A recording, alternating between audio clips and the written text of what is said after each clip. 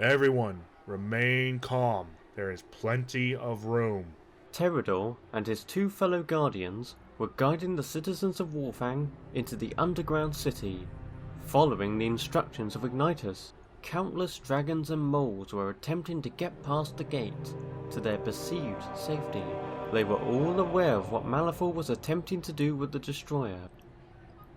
Once the word spread, the crowd quickly became uncontrollable. Witnessing the panic before him, Terador wished Ignitus was with him. He always had the answer to any situation, especially in chaotic times like this. His friend's final instructions came back to his mind. Go to the others, Terador. There will be panic and disorder. A strong leader will be needed. His friend entrusted him with the responsibility of leading the city to safety, and he was not going to let him down. Listen to me.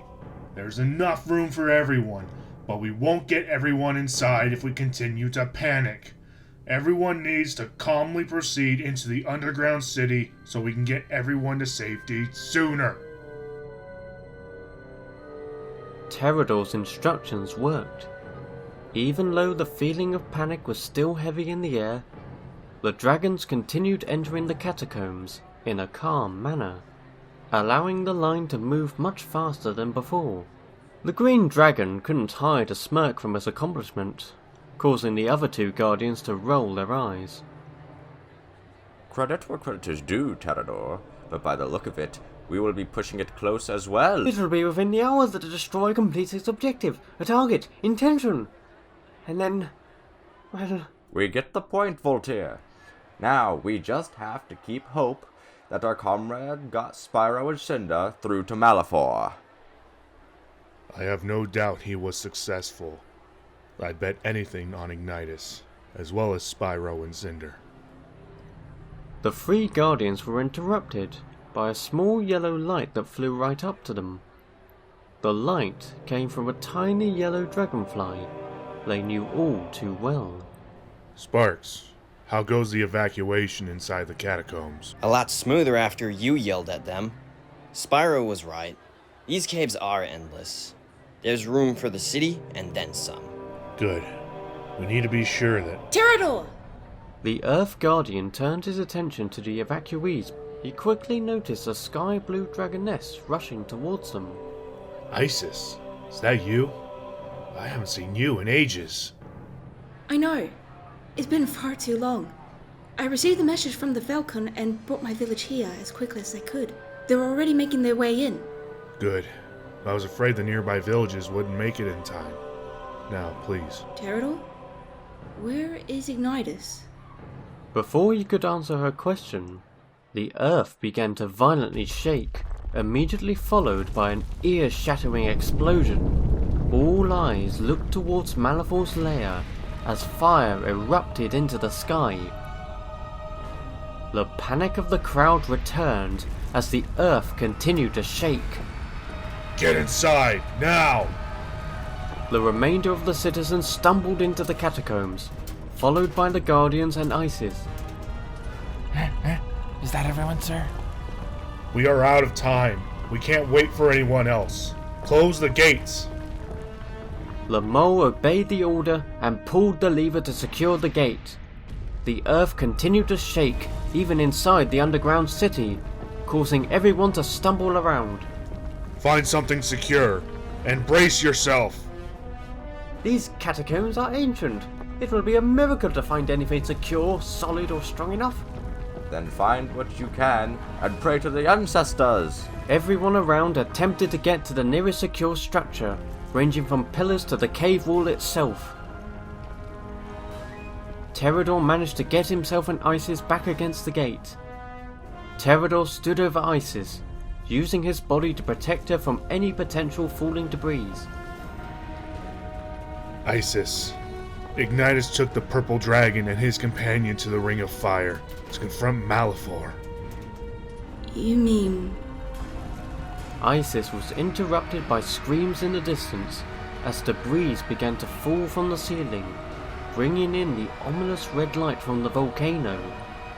From their location, it didn't appear that anyone was injured, but Pterodor began to fear that even down here, the citizens were not going to be safe.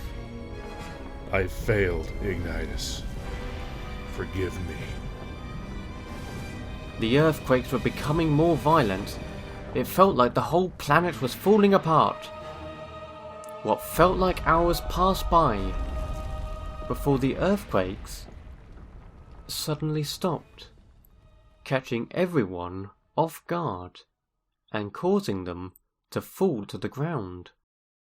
All was quiet as Pterodor gathered himself and tried to understand what had just happened. Cyril hastily rushed over to him. Are you two all right?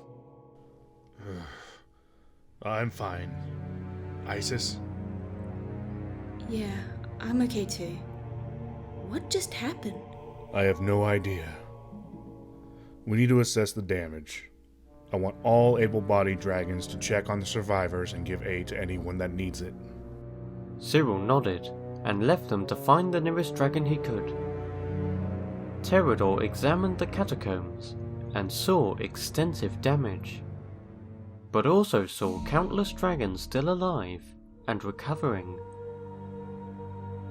I don't understand, Pterodor. Neither do I. Perhaps this means... Hey! You guys need to come see this! Pterodor turned his attention to the bridge and saw sparks flying towards them with the cheetah Hunter right behind. Sparks, Hunter, what is it? Come on, you have to see it! Outside!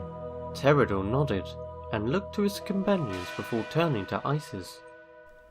Go see to your villagers. I'll investigate whatever this is.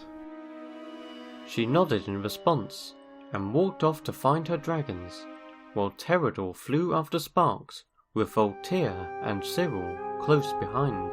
They followed him across the bridge and stopped at the opposite gate. What are you trying to show us? It seems like Spyro and Cynder have completed their mission. Sparks quickly flew outside, while the Guardians and Hunter exited the catacombs. The Guardians couldn't believe their eyes. The planet had indeed fallen apart, but it was now pulling back together.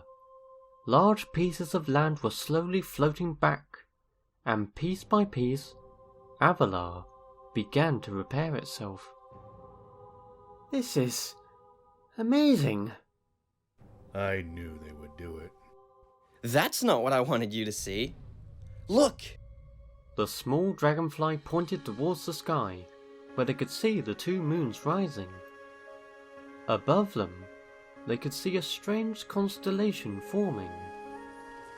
It appeared to take the shape of a dragon. Spyro, Cynder, we are forever in your debt. Wherever you two are, may the ancestors look after you. May they look after us all.